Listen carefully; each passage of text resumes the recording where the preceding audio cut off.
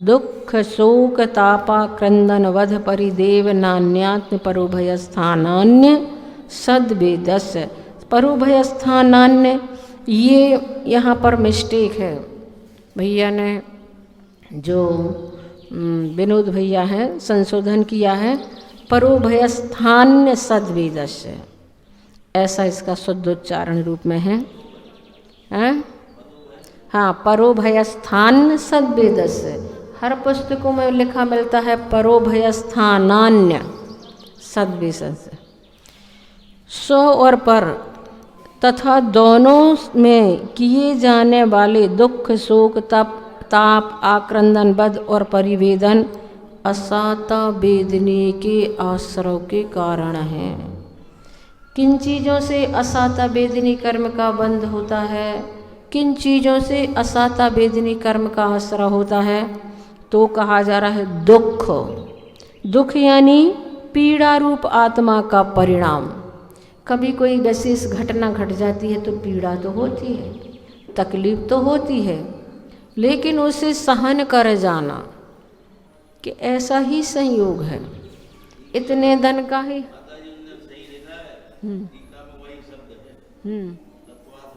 हाँ हाँ, वही है, परोभय स्थान नहीं है, वो सब देख लिए। सर्वार्थ सिद्धि में भी वही दिया है, राजवार्तिक में भी वही। हाँ, तो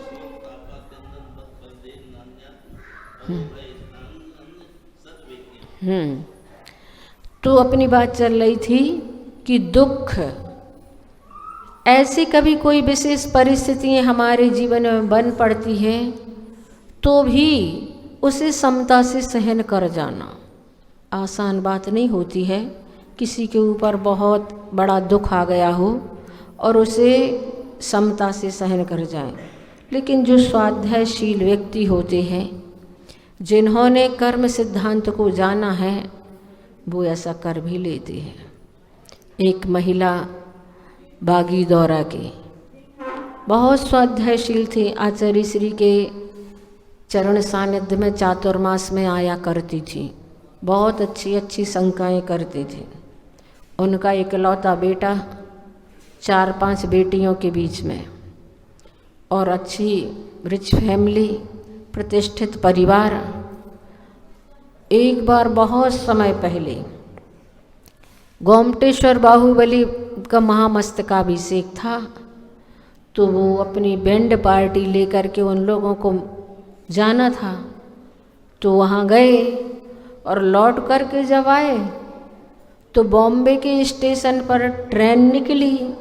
वो पता नहीं क्या किस प्रकार से उसके लिए उसका प्रभाव हुआ कि उसके दिमाग के नस फटी और वहीं के वहीं ख़त्म हो गया।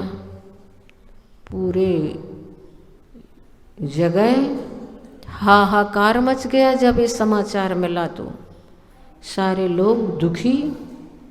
इकलौता बेटा, 4-5 बहनों के बीच में शादी भी हो चुकी थी, उसकी 2-3 बेटियां भी थीं, और युवा, और उस पूरे पार्टी का अध्यक्ष बन करके गया था। लेकिन माँ स्वाध्यायशील थी, इतनी बड़ी घटना होने पर भी उसने एक भी आंसू नहीं बहाया। और जो भी उनके यहाँ बैठने के लिए आते थे तो वो कहते थे कोई भी नहीं रोएगा, हमें अपना आसाता वेदनी कर्म का बंध नहीं करना है। जो घटना घटना थी सो घट चुकी, उसका और हमारा इतना दिन का संयोग था तो पूरा हो गया, अब इसमें रोने की क्या बात है। बहुत स्वाध्यायशील थी। बहुत कम ऐसे लोग होते हैं जो मौके पर उसे काम में लेते हैं, और उन्होंने अपने उस स्वाध्याय को उस समय काम में लिया। किसी को भी नहीं रोने देती थी, जो भी आते थे बैठने के लिए सब तत्व चर्चा ही करते थे।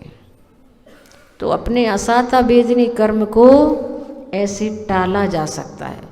हम और उदीर्णा कर करके और अपने कर्म को बांध लेते हैं। और एक महिला, माँ की ममता, लेकिन फिर भी उन्होंने उस पर विजय प्राप्त की और स्वाध्याय को काम में लिया और बहुत अच्छे से उस दुख को उन्होंने तत्व चर्चा के माध्यम से सहन किया। ऐसा नहीं है कि उन्हें दुख नहीं था। कौन माँ ऐसी होगी जिसका इकलौता बेटा चला जाए और दुख ना हो। लेकिन दुख को सहन करने के तरीके होते हैं, जिससे हमारा पिछला पाप कर्म था वो समाप्त हो गया। आगामी जो कर्म बंद हो रहा है वो साता का बंद हो रहा है, और हम असाता का उदय चल रहा है, असाता के उदय में और असाता और बांध लेते हैं। रो रो करके हम और ज़्यादा असाता। तत्वार्थ सूत्र में कहा जा रहा है कि असाता वेदनी के आश्रव के कारण क्या है? दुख करना। कभी कोई किसी भी प्रकार की प्रतिकूलताएं आ गई और हम ऐसे दुखी हो जाते हैं तो वो असाता वेदनी में कारण होता है। शोक का मतलब होता है उपकार करने वाले से संबंध टूट जाने पर विकलता का होना शोक कहलाता है।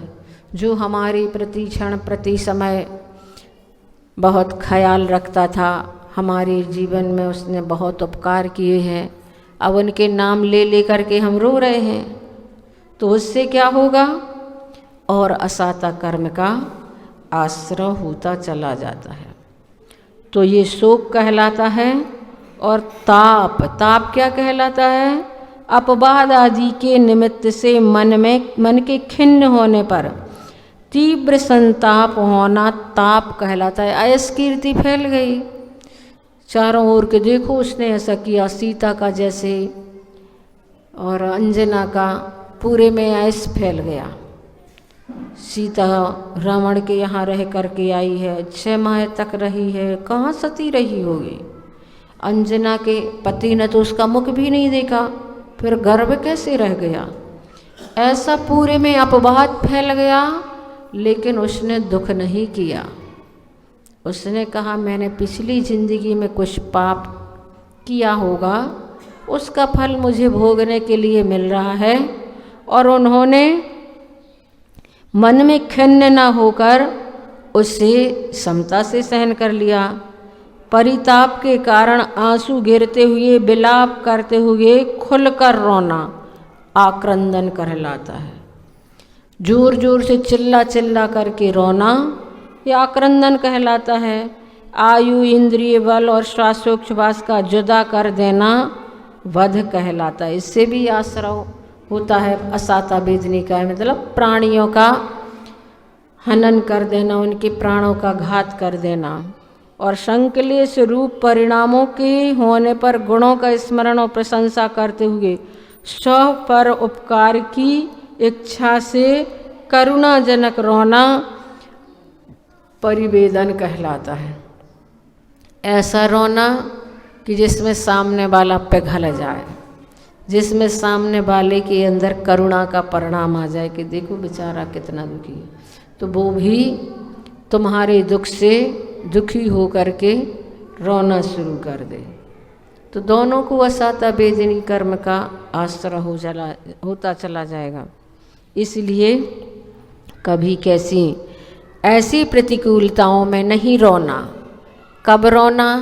जब भगवान के दर्शन करते हैं। तब आचार्य पूज्यपाद स्वामी ने कहा है, जैसे ही भगवान के चरणों में पहुँचते हो, वाणी गद गद यन बपुः पुलकयन नेत्र द्वयम श्रावयन। भगवान के समक्ष पहुँचो तो बिल्कुल गदगद वाणी से वो भगवान की स्थिति करो, और नेत्रद्वयम श्रावयन, दोनों नेत्रों से आंसू बह जाएं कि हे भगवान अति पुण्य उदय मम आया जब तुमरा दर्शन। बड़ी सौभाग्यशाली है साहेबपुर वाले जो ऐसे मंदिर में बैठे हैं, इतने अच्छे से 24 घंटे भगवान के दर्शन कर रहे हैं और अच्छे से आप सब कुछ कर रहे हैं। कहीं कहीं पर हम लोग अभी रहली में रह करके आए तो सुबह तो छत पर ले आते थे भगवान को, तो संत निवास से वहीं से दर्शन कर लेते थे, और शाम के टाइम छत पर जाकर शिखर के दर्शन कर लेते थे। दर्शन ही नहीं कर पाते थे भगवान के। अपने निमित्त से समाज को कोई परेशानी हो वो तो तैयार रहते थे, लेकिन हम लोग कहते थे रहने तो कोई बात नहीं। अगर ऐसी अनुकूलता नहीं है तो कोई बात नहीं, लेकिन यहाँ तो वो मंदिर ही में हम लोग रह रहे हैं। लगता है वास्तव में कितना अच्छा पुण्य कर्म का उदय है, और ये पुण्य कर्म के उदय से हम पाप ना बांध ले अहंकार करके, पुण्य कर्म के उदय में कुछ ऐसा काम न कर लें जो हमारे लिए, आचार्य श्री कहते हैं पुण्य कर्म के उदय में गलत कार्य कर, पुण्य कर्म का दुरुपयोग करना दुर्गति का कारण है। ये सूत्र है आचार्य श्री का, पुण्य कर्म का दुरुपयोग करना दुर्गति का कारण है। अपना पुण्य कर्म का उदय चल रहा है कि हमें भगवान की मुद्रा के दर्शन हो रहे हैं, बीतराग जिनेंद्र परमात्मा के दर्शन प्रतिपल हमें मिल रहे हैं, तो उसमें अपने पाप को काटें और पाप कर्म बांध कर न ले जाएं। ये असाता वेदनी के आश्रय के कारण, साता वेदनी के आश्रय के कारण क्या है? भूत वृत्त नकंपादान सराग संयमादि योग शांति ही शौच मिति सद्वेद्यश्च। साता वेदनी के आश्रय के कारण भूत वृत्त नकंपादान, भूत यानी कि जो कर्मोदय के बस नरक आदि विविध गतियों में होते हैं वे प्राणी वर्ग कहलाते हैं। भूत मतलब चारों गतियों के जो जीव हैं वो भूत कहलाते हैं। और वृत्ति का वृत्ति नकंपादान यानी कि हिंसा, झूठ, चोरी, कुशील, परिग्रह आदि पांचों पापों का जिन्होंने एक देश या सर्वदेश त्याग कर दिया है वो वृत्ति श्रावक आदि कहलाते हैं। इस प्रकार से प्राणियों में दान का भाव हमारे होना, भूत अनुकंपा और वृत्ति अनुकंपा, दान और सराग संयम आदि का योग तथा शांति और शौच ये साता वेदनी के आश्रय के कारण है। लेकिन मुनि श्री क्षमा सागर महाराज श्री का हमने तत्वार्थ सूत्र का वाचन सुना था, उन्होंने कहा भूत अनुकंपा तो ठीक है, वृत्ति पर क्या अनुकंपा करोगे तुम? इसलिए वृत्ति के साथ अनुकंपा नहीं लगाना, वृत्ति के साथ तो दान, भूत प्राणी मात्र पर अनुकंपा और त्यागी वृत्तियों के प्रति दान आदि का जो हमारा परिणाम होता है वह हमें साता वेदनी के आश्रय में कारण बनता है। साता वेदनी कर्म कैसे बनता है? तो ये फिर दर्शन मोहिनी कर्म के आश्रय के कारण। दर्शन मोहिनी कौन कौन से हैं? मिथ्यात, सम्यक मिथ्यात और सम्यक, तीन प्रकृतियाँ दर्शन मोहिनी की हैं। उनके आश्रय कैसे होते हैं? केवली श्रुत संग धर्म देवा वर्ण वादु दर्शन मोहस्य। केवली श्रुत संग धर्म और देव इनका अवर्णवाद कर देना दर्शन मोहिनी कर्म के आश्रय के कारण है। अवर्णवाद का मतलब है गुणवान पुरुष में जो दोष नहीं है उनका उनमें उद्भावन करना अवर्णवाद कहलाता है। जिनमें जो दोष नहीं है फिर भी उसमें उस प्रकार का दोष आरोपित कर देना अवर्णवाद कहलाता है। जैसे केवली कैसे होते हैं? वो तो आहार करते ही नहीं है। 8 वर्ष के बालक को भी अगर केवल ज्ञान हो गया है और उसके पूर्व कोटि की आयु है तो पूर्व कोटि आयु तक अब वो आहार नहीं करेंगे। तो हमें लगेगा आहार नहीं करेंगे तो शरीर कैसे टिकेगा, इसलिए वो तो कबला आहार करते हैं। जैसे अपन ग्रास वाला आहार करते हैं ऐसा वो भी करते हैं, तब तो उनका शरीर टिका रहता है। ऐसा उनके बारे में कहना अवर्णवाद कहलाता है। केवली श्रुत या शास्त्र में जो विषय नहीं दिया गया कि बलि आदि में धर्म कहा हो, कभी सुरापान आदि करने में धर्म कहा हो कभी, लेकिन फिर भी ऐसा कह देना ये क्या कहलाता है? श्रुत का अवर्णवाद, संघ का अवर्णवाद।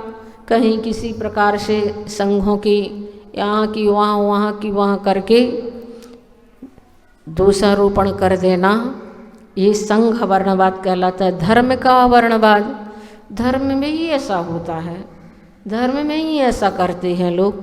इस प्रकार से धर्म को दोषी ठहरा देना, देवों का वर्णवाद कि देव लोग शराबपान करते हैं, मदरा आदि पीते हैं, जबकि वो ऐसा भोजन कभी नहीं करते, उनके गले से तो अमृत झरता है, पर फिर भी इस प्रकार से कह देना, ये दर्शन मोहिनी के आश्रव के कारण हैं। चारित्र मोहिनी के आश्रव के कारण कसायोदया तीव्र परिणामस चारित्र मोहश, कसाय के उदय से होने वाला तीव्र परिणाम चारित्र मोहश, चारित्र मोहिनी के आश्रव के कारण कहे गए हैं। नरक आयु का आश्रव का कारण क्या है? वह वारंभ परिग्रह त्वम नारकस्यायुषा, बहुत आरंभ और बहुत परिग्रह का जो परिणाम होता है वह नरक आयु के आश्रव में कारण बनता है। बहुआरंभ, बहुत आरंभ क्या कहलाता है? बहुत सारी हिंसा संबंधी, जिसमें बहुत सारी हिंसा होती है, ऐसे कार्य को करना, जिस कार्य के करने में बहुत सारे जीवों का घात होता हो, उस कार्य को करना बहुत आरंभ और बहुत परिग्रह। बहुत परिग्रह से मतलब हमारे अंदर कितनी गृद्धता है, वस्तु के प्रति हमारा कितना अटैच है, वस्तु से हमारी कितनी मूर्छा है, वह मूर्छा का जो परिणाम होता है वह परिग्रह कहलाता है, और वही परिणाम हमें नरक ले जाने में कारण बनता है। हमारे परिणाम ऐसे होते हैं कि है तो कुछ भी नहीं, लेकिन बहुत कुछ पाने की जो लालसा हमारे मन में बनी रहती है वह हमें नरक गति में ले जाने में कारण होती है। और त्रयंचायु के आश्रव का कारण माया तैरज्ञोनस, मायाचारी का परिणाम, छल कपट का परिणाम, किसी को धोखा देने का जो परिणाम होता है वो त्रयंचायु के आश्रव को कारण बनता है। मान बड़ाई कारण जो धन खर्च मूड, मरकर हाथी होएगा आंगे लटके सूंड। तो मान बड़ाई आदि के लिए जो हम ऐसे कार्य करते हैं त्रयंचायु के आश्रव के कारण होते हैं। और मायाचारी के परिणाम के लिए आपने एक उदाहरण सुना हुआ, एक मुनि महाराज मासोपवासी थे, एक माह तक खड़े रहते थे तपस्या में। तो गांव के लोगों को लगता था कि अब पारणा के दिन हम ऐसा सौभाग्य प्राप्त करेंगे कि हमारे यहाँ हो जाए, हमारे यहाँ हो जाए, ऐसा उनका भाव होता था। तो वो मुनि महाराज तो कहीं विहार करके चले गए, दूसरे मुनि महाराज वहाँ खड़े थे। लोगों ने उन्होंने क्यों गए वैसे यहाँ भगत की कि वे इतने तपस्वी हैं, इतने उपवास करते हैं। तो उन्होंने ये नहीं कहा कि नहीं हम वे महाराज जी नहीं हैं जो उपवास करते हैं, उनके अंदर मायाचारी का परिणाम आ गया, इसलिए वह मायाचारी का परिणाम किस लिए कारण बनता है? त्रयंचायु में। फिर मनुष्यायु के आश्रव का कारण अल्पारम्भ परिग्रह तुम मानुषस्य, अल्प थोड़े से आरंभ और थोड़े से परिग्रह का भाव मनुष्यायु का कारण है। इसका मतलब क्या है? पिछली जिंदगी में हमें बहुत संतोष था और स्वभाव मार्दवम च, स्वभाव की मृदुता भी मनुष्यायु के आश्रव में कारण है। स्वभाव की मृदुता मनुष्यायु, मृदु का भाव मार्दव है, स्वभाव से ही मार्दव होना। स्वभाव मार्दव है, तात्पर्य है कि बिना किसी के समझाए बुझाए, बिना किसी के उपदेश की अपेक्षा जीवन में जो सहज मृदुता का भाव होता है वह स्वभाव मार्दव कहलाता है। और सभी आयु के आश्रव का कारण निःशील व्रतत्वम च, निःशील व्रतत्वम यानी कि शील रहित व्रत रहित होना सर्वेशम, सब आयु के आश्रव का कारण है। मतलब चारों प्रकार की आयु का बंध निःशील और व्रत रहितता में होती है। लेकिन देवायु के लिए आश्रव का कारण क्या है? जो देवायु को बंध करते हैं उन्होंने अपनी जिंदगी में सराग संयम संयमा काम निर्जरा बाल तपंसी दैवश्य, जिन्होंने अपने जीवन में सराग संयम संयमा संयम, संयमा संयम यानी देश व्रत, अणुव्रत जिन्होंने लियो, सराग संयम यानी सकल व्रतों को जिन्होंने ग्रहण किया है, मुनि व्रत को धारण किया है, किसी ने अणुव्रत को धारण किया है, किसी ने अकाम निर्जरा। अकाम निर्जरा क्या कहलाती है? जो निर्जरा हम तपस्या आदि के बिना करते हैं, वो अकाम निर्जरा कहलाती। जैसे दुकान पर बैठे हैं, ग्राहकी बहुत ज़्यादा है, भूख भी बड़ी तेज लगी है, लेकिन अब इतने सारे ग्राहक हैं तो छोड़ के कैसे जाएं, भूख सहन कर रहे हैं, तो वो अकाम निर्जरा कहलाती है। और भी जो किसी प्रकार की सहन करने की साधना होती है, या बाल तप, बाल तप यानी अज्ञान तप, जो मिथ्या मत वाले कहीं कहीं पर वृक्ष के पास खड़े होकर उल्टे लटक जाते हैं, और भी उनकी कई प्रकार गड्ढा खोद करके बैठे रहते हैं, महीनों महीनों जटा जूट आदि रख लेते हैं, उन सब चीज़ों को वो भी सहन करते हैं। वो भी मतलब कई कायिक तपस्याएं उनकी होती हैं कि खड़े ही रहते हैं, महीनों महीनों सालों सालों का उनका संकल्प रहता है कि हम बैठेंगे नहीं। हाँ, उनमें भी ऐसी साधनाएं चलती हैं। ये बाल तप अज्ञान तप कहलाता है। तो ये भी देवायु के आश्रय में कारण बन जाते हैं। और फिर सम्यक त्वम च, जिसके जीवन में सम्यक दर्शन है, अगर उसकी आयु का बंध हो रहा है तो नियम से देवायु का ही बंध होगा, क्योंकि सम्यक दृष्टि जीव जो होते हैं, प्रथम नरक बिन समभू ज्योतिष वान भवन सन नावरी थावर विकलत्रय पशु में नहीं उपजत सम्यक। इन जीवों में सम्यक दृष्टि जीव कभी उत्पन्न नहीं होते हैं। फिर अशुभ नाम कर्म के आश्रय के कारण योग वक्रता विसंवादनम चा शुभस्व नाम नाहा। नाम कर्म क्या काम करता है? हमारे शरीर की रचना का काम नाम कर्म का है। जैसे चित्रकार पेंटर चित्र बनाता है, कभी नारकी का बना देता, कभी देव का बना देता, कभी हाथी घोड़े बना देता, कभी मनुष्य का बनाता। उसी प्रकार हमारे परिणाम एक चित्रकार का काम करते, पेंटर का काम करते हैं, और हमारे शरीर की ये जो आकृति दे दी, ये नाम कर्म ने दे दी।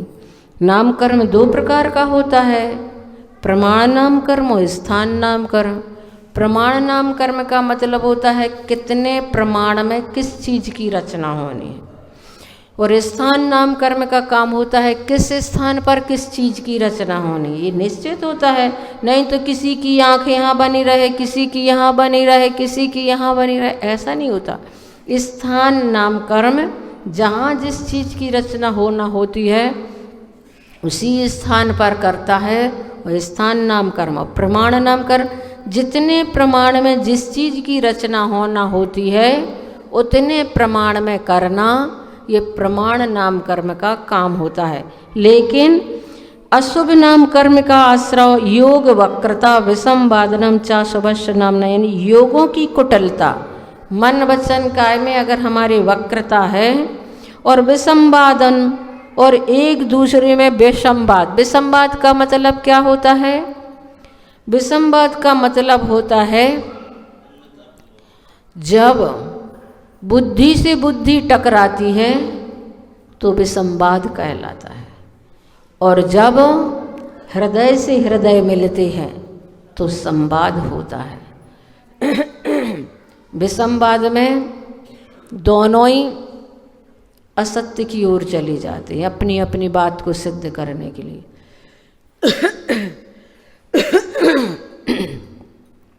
तो ये विसंवाद आदि जो होते हैं ये भी अशुभ नाम कर्म के कारण हैं।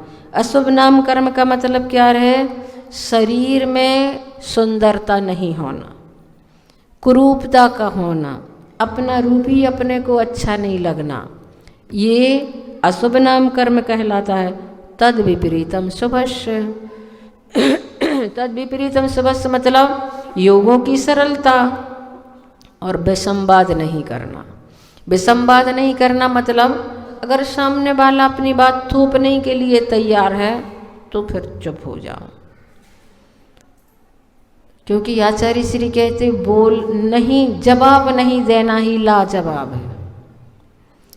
हाँ, अब विसंवाद करने से कुछ भी नहीं होता है। विसंवाद करने से दोनों तेजी में आ जाते हैं और दोनों हार जाते हैं। इसलिए और ये हमारे लिए झूठ, कहीं ना कहीं तो हम झूठ बोल भी देते अपनी बात को सिद्ध करने के लिए। बहुत सारा हमारे माध्यम से झूठ भी हो जाता है, अपनी बात को सिद्ध करना होती है तो। इसलिए विसंवाद नहीं करना। इसमें चोरी का भी दोष लगता है विसंवाद करने से। विसंवाद करने से चोरी का भी दोष लगता है, अशुभ नाम कर्म का भी बंद होता है। लेकिन जो इससे विपरीत होते हैं उससे शुभ नाम कर्म का बंद होता है। शरीर अंगोपांग में सुंदरता आदि जो प्राप्त होती है, हमारी योगों की जहाँ सरलता होती है, किसी प्रकार का विसंवाद नहीं होता है, वहाँ सुंदर रूप की प्राप्ति होती है। आचार्य समंतभद्र स्वामी ने रत्नकरंड श्रावकाचार्य में कहा, भक्ते सुंदर रूपम, भगवान की भक्ति करने से सुंदर रूप की प्राप्ति होती है। तो इस प्रकार से तीर्थंकर नाम कर्म एक प्रकृति है, जिनमें तीर्थंकर प्रकृति के उदय से तीनों लोकों में तहलका मच जाता है। वह प्रकृति 13वें गुण स्थान में आती है उदय में, लेकिन सत्ता में ही अपना ऐसे ऐसे प्रभाव दिखा देती है कि जिससे जीव के बहुत ही अच्छे कल्याणक आदि शुरू हो जाया करते हैं। दर्शन विशुद्धर विनय संपन्नता शील व्रतेष्णति चारो भीक्षण ज्ञानोपयोग संवेगौ शक्ति तस् त्याग तपसी साधु समाधर वैयावृत्त करणमर्हदाचार्य बहु श्रत प्रवचन भक्ति रवस्य का परिहाणर मार्ग प्रभावना प्रवचन वत्सलत्वमिति तीर्थ करत्वस्य। आचार्य श्री से कहा किसी ने, आचार्य श्री आप तो तीर्थंकर बनेंगे। तो आचार्य जी कहते जरूरत ही नहीं है। तीर्थंकर की कभी कोई अपेक्षा नहीं रखते हैं कि हम तीर्थंकर बने।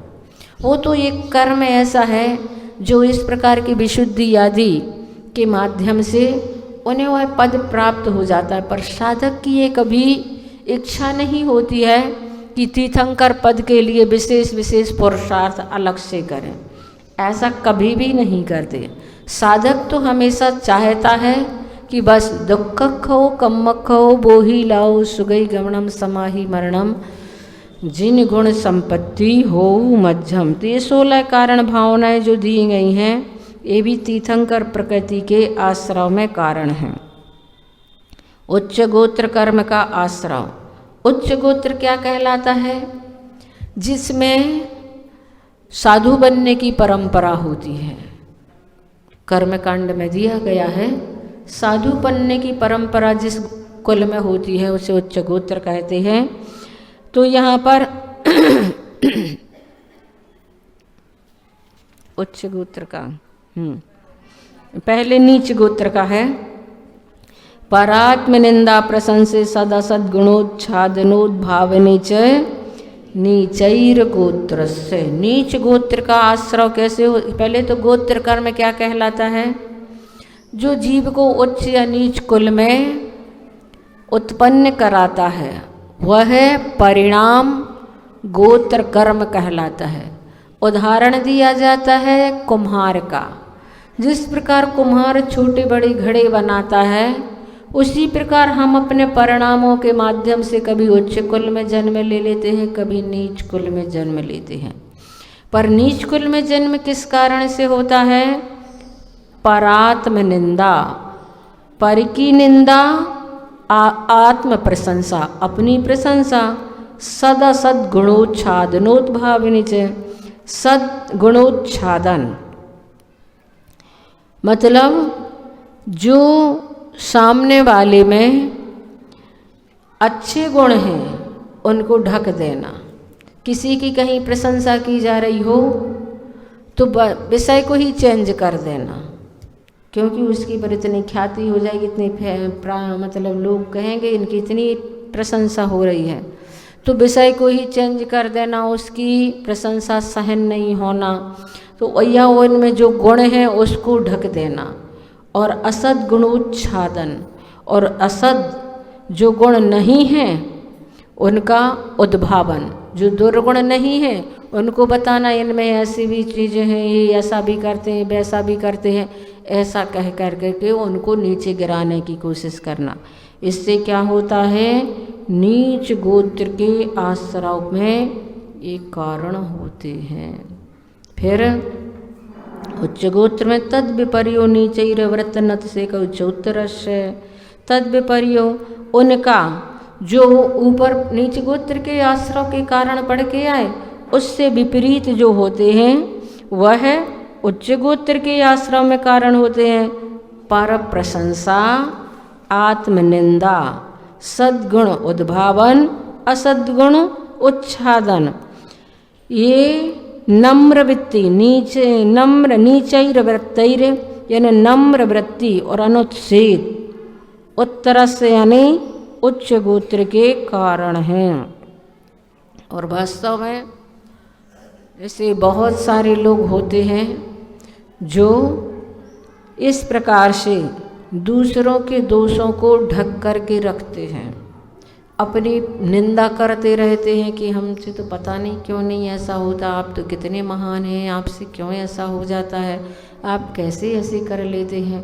और उनमें जो गुण नहीं है तो भी उनकी इस प्रकार से गुणों को बड़ा चढ़ा करके कहते रहते हैं और अपनी आत्मनिंदा करते हैं, हम तो ऐसा कभी नहीं कर पाते, हमसे ऐसा कभी नहीं हो पाता है। और नम्र वृत्ति का होना, नम्र वृत्ति का होना यानी कि हमारे में ऐसा परिणाम बनना कि सामने वाले देव शास्त्र गुरु के प्रति हमारी वृत्ति झुकने की हो, अकड़ने की ना हो। नम्र वृत्ति बहुत बहुत कम लोगों में देखने के लिए मिलती है। मतलब वचनों में भी इतनी कोमलता होती है। हमने तो आचार्य श्री में ऐसा देखा है, किसी की कितनी बड़ी बड़ी गलतियां भी होंगी तो आचार्य श्री ऐसे ढंग से कह देंगे, सामने वाले को गलती का तो एहसास हो जाएगा, लेकिन तीखे पैने शब्द कभी नहीं होते आचार्य श्री। उनके शब्दों में बहुत कोमलता होती है, बहुत कोमलता। कितनी बड़ी गलती वाले भी क्यों ना हो, हम तो देखा है आचार्य श्री के लिए, पर कभी ऐसे तीखे पैने शब्दों का प्रयोग नहीं करते जो सामने वाले के लिए सीधे मर्म भेदी बन जाए। ऐसे शब्दों का कभी ना प्रयोग करते हैं और ना सुनना पसंद करते, सुनना भी पसंद नहीं करते आचार्य श्री। कभी सामने कोई मैं तू करने लगे बिल्कुल पसंद नहीं करते आचार्य श्री। सभ्यता और शालीनता से बोलते हैं तो बोलो, नहीं तो बात ही नहीं सुनना है। इतना आचार्य श्री में ये है। इतने धीमे तो बोलेंगे कि सामने वाला कितना भी उद्वेग में आया हो वो भी कितना ही धीमा हो जाता है। आप लोगों ने भी अनुभव, जब आप जोर से बोलते तो सामने वाला खूब जोर से बोलने लगता, अगर आप धीमे से बोलेंगे तो वो भी धीमे से हो जाता है। तो आचार्य श्री स्वयं करके बताते हैं और करते हैं, सामने वाला अपने आप ठंडा होता। तो नम्र वृत्ति का मतलब ये नहीं है कि सिर पर झुकना, वचनों में भी ऐसी कोमलता रहती है उनके, कभी किसी को तीखे शब्द नहीं प्रयोग करते हैं। और नम्र वृत्ति के बाद अनुच्छेद, ऐसे शब्द नहीं बोलते हैं जो सामने वाले के लिए घाव का काम कर जाए, कभी ऐसे शब्दों का प्रयोग नहीं करते।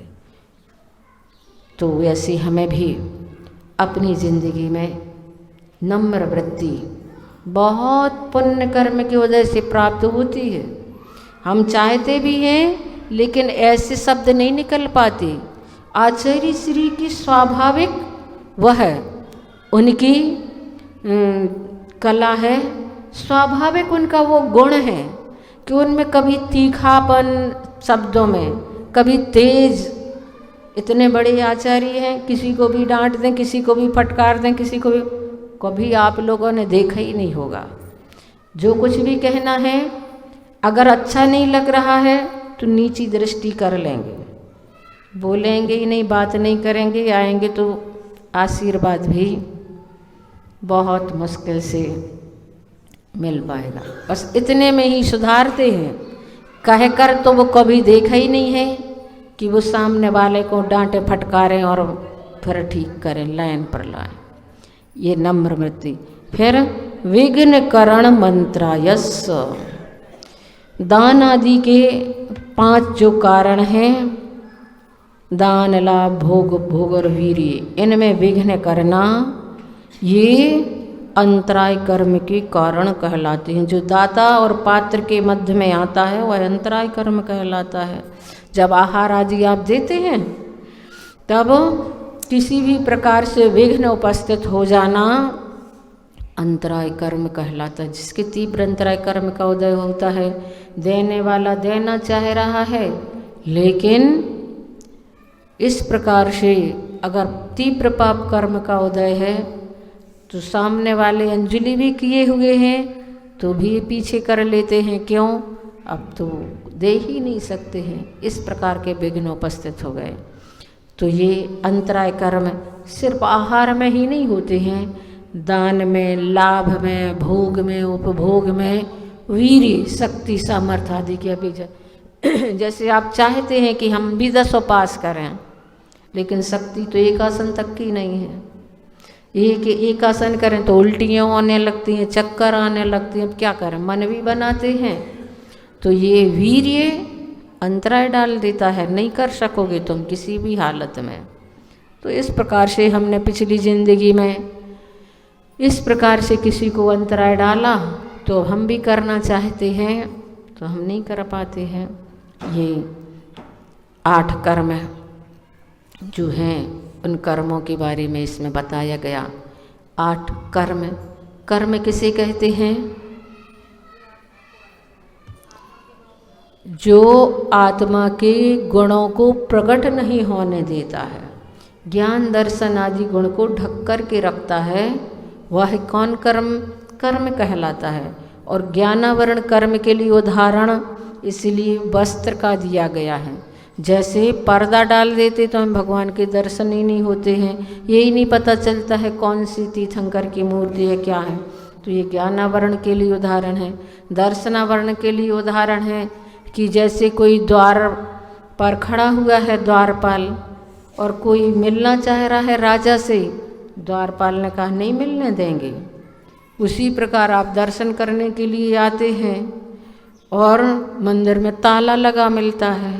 सबकी अभी बहुत दर्शनावरण कर्म का उदय चल रहा है, सब जगह से यही समाचार आ रहे। हमारे यहाँ तो कुछ भी नहीं हो रहा, हमारे यहाँ तो मंदिर ही बंद है, हम लोगों को तो दर्शन ही नहीं मिलते हैं।